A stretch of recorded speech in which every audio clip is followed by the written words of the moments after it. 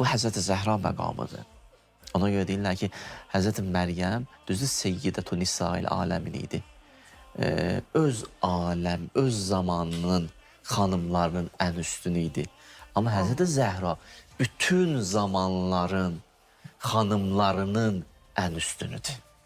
Bu Həzrəti Zəhra, Həzrəti Məryəmin fərqidir. Bu Həzrəti Zəhranın zirvəsinin hansı məqama gedib çatdığından xəbər verir. Bax, bu hədislə də məsələni həll eləmək olar. Hədisdə deyilir ki, o razı olanda Allah razı olur. O qəzəblənəndə Allah qəzəblənir. Bu hansı məqamdır? Və də birinci elə bunu deyim. Quranda belə bir məqamdan söhbət açılıb. Baxın, ayə. Deyir, Peyğəmbər, fələnuvəlliyyənnəki qiblətən tərdaha. Sən üzvü görəm çevirirsən, əvvəl qiblə Beytül Müqəddəsə düşürdü. Deyir, narahat olma, sənin razı olduğun yerə qibləni dəyişəcəm.